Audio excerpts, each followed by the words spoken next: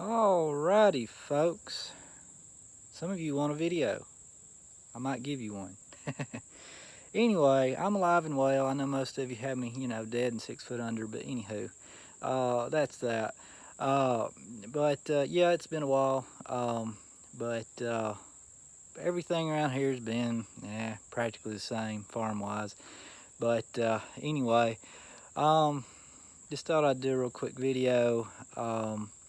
Been some things on my mind here recently, basically involving tractor decision again. So I've got some time right now to make a decision, about, well, maybe about a month and a half, I guess. But anywho, um, yeah. So some of you may have seen me on Hay Talk. Well, no, not Hay Talk. Hey Kings. I used to be on Hay Talk as a forum. I guess I still am, but I hadn't done anything on there in a long time. But anyway, Hey Kings on Facebook. And anyway, uh, I have popped a few questions out there, regarding some of the tractors that are out there now that were not out there or were just on the verge of being released, or at least available for purchase, I should say.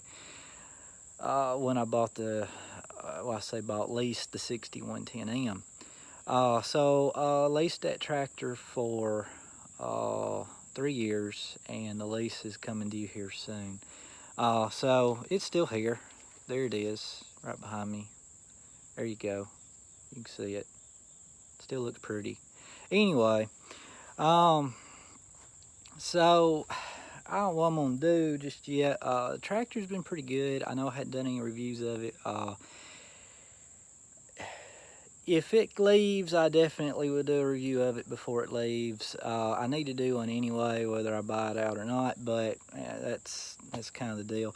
I know what the buyout price is on the tractor, so that's not a big deal. What I don't know is what options they'll give me. I know there's extended leases, and then what would finance options and stuff like that be. So that's one of the things. Some of the manufacturers out there, Massey Ferguson being one of them, are offering 0% finance options now on new tractors. So those are things to think about. Not saying I'm going one way or the other, but having run this tractor for 3 years, there are some things that I have found that I like and don't like, regarding both this tractor, the previous Massey, and other tractors I've had and been able to run. And some of the newer tractors out there now encompass those things, and I'm kind of trying to decide, what I want to do. So anyway, just thought, like I said, I'd put this video out there and let y'all guys know I'm still alive. But and the 6110M is still here. Yeah, I don't know. I've got to make a decision a month before my lease is due what I'm going to do with the tractor. Buy it out, turn it back in, extend lease. There's a list of options that was sent to me in the mail. So I don't know what I'm going to do. I'm a little intrigued. So the 4700 series Masseys, I know it was talked about a lot when I was looking at this tractor, but the cab models were not available yet. There were some open stations out there, but the cab model was not for sale. I don't think they started showing up till a few months after I got the 6110M. And also the 5R, the John Deere 5R came out, and the 5R is probably the closest comparable thing to the Massey 5610 I had, as far as features and size and what it's designed to do. Both of them are designed to be excellent loader tractors, for quick loader work and stuff like that. So that's one thing I found with this tractor. It's big, it's bulky, you can't see over the hood good. It's not as good as the 5610 was. and I can tell it's not as good as what a 5R would probably be, even though I haven't ever run a 5R, or drove one to tell. But the lack of, one of the biggest things I miss is that uh, shuttle shift or power reverser feature on the loader joystick. I do miss that from the Massey, and I miss that sloping hood and the visibility. Otherwise, it's not a, too many things that's probably one of the bigger things that weighs on me. But anyway, I just been thinking about these things. Like, I mean, it very well may just buy this one out and be done and not have to deal with anything. But I thought, well, since I'm at this crossroads, why not research a few things, consider a few things, see if there's something better in many different aspects that would be worth my while. And there may not be, but anyway. I know there's several of you out there now that's had a chance to actually run the 4700 Masseys. Let's see, the 5700 Masseys are out. There's some new stuff out there that I hadn't, had a chance to run, and including the 5R Deer. The one tractor in my past that I've had that didn't give me a single issue was a John Deere 5095M. And that tractor, I always felt like it was a tad bit small for what I needed to do.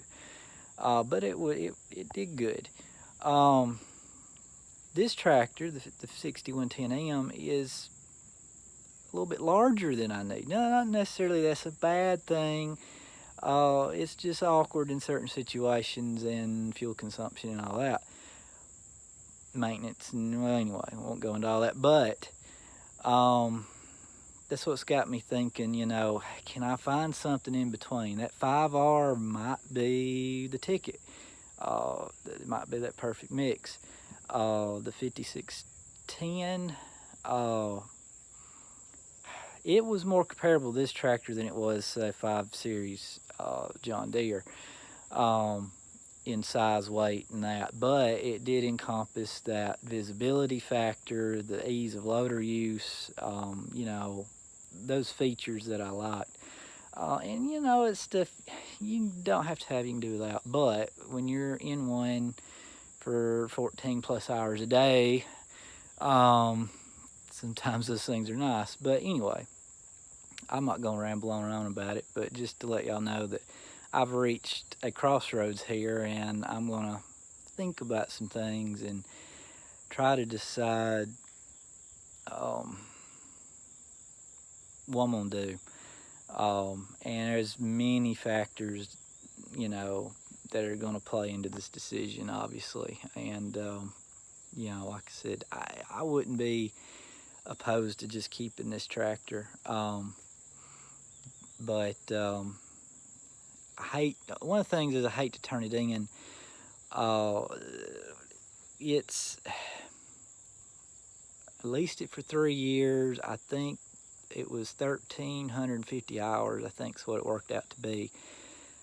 Here I am 2.5 months from the actual deadline. I've got a month and a half till my decision, but 2.5 months before it has to go back. And I'm just about to hit 900 hours on it. So I got a lot of hours left in the lease I'm not going to be able to use. Point here I'm making is the value of the tractor is worth a lot more than the purchase price, which is a good thing for me if I want to buy it out. But it's a bad thing for me if I just turn it back in. If I'm thinking about this right, this is the first tractor I've ever leased, so I'm filling all this out as I go.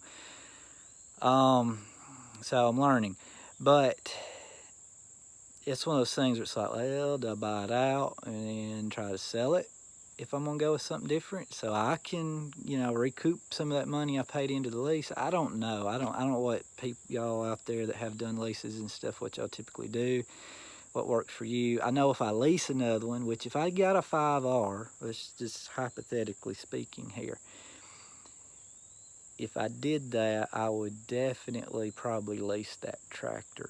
Unless there was some really good other option, financially wise, whatever, that I just couldn't turn down. But I would probably do like this tractor, lease it. That way, if it turns out to be an electrical software dud, like my 6330 Premium was, then yeah, I can walk away from it, when it's over. I have to deal with it as I've got it, but, yeah. So there's those pluses and cons of leases versus buying, finance, whatever. So, like I said, it's a lot of things to take into consideration. Um, this tractor, I had very few issues with. The issues I have had were software and electrical. It's been nothing that has been well, I won't say showstopper, but one of the things that just stops you in the field and you can't, that's the way the 6230 Premium was for me. This one so far has only been one thing that's more of a complaint.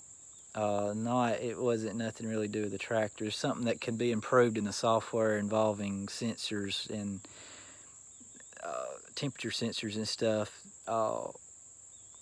with the radiator system and all, a cooling system that I've dealt with on this tractor, just because, in hay, you're working a lot of dusty, dirty shaft floating around everything, and but there are some tolerances that could be adjusted, I believe, to allow the operator time to, say, clean out their radiator, cooling system and things before it's like, oh, you must stop now. But I won't go into all that right now.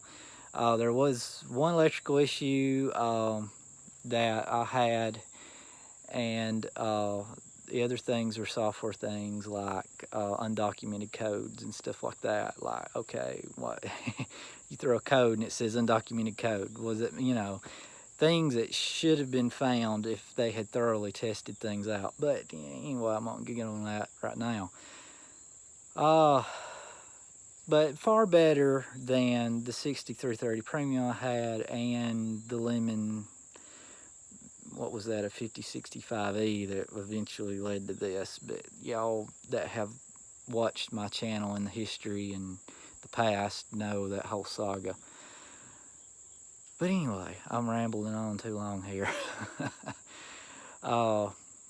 But that's another thing I got to consider. I didn't really have electrical issues with the Massey. There were a few little quirks and things if y'all that had kept up with that whole story know about. But it's still, to me, there are improvements that could be made in the electrical / software side on John Deere's behalf. Which is something I have to consider, because if you think about going to something like a 5R, has a lot more electrical and software features than this tractor does. So I don't know if that's something I want to get into. I know if I was looking at the 6000 again, I wouldn't touch an R for nothing.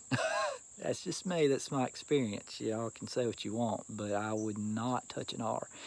The more electronics, the more stuff that's in that tractor, it's the more stuff that's going to bite you later on.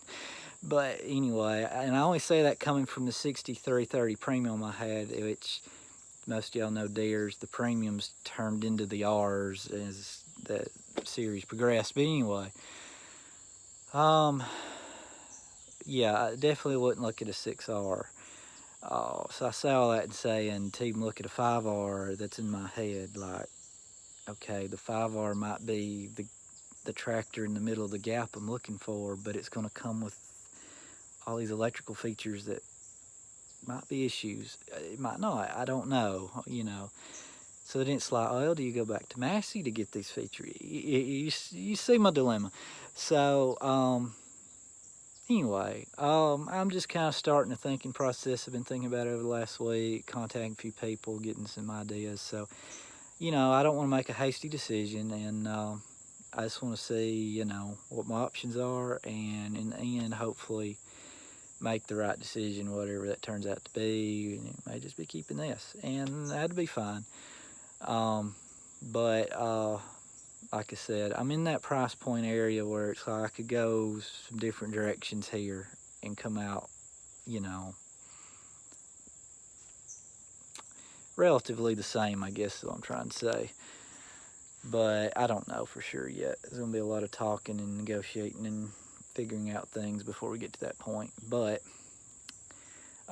we will see.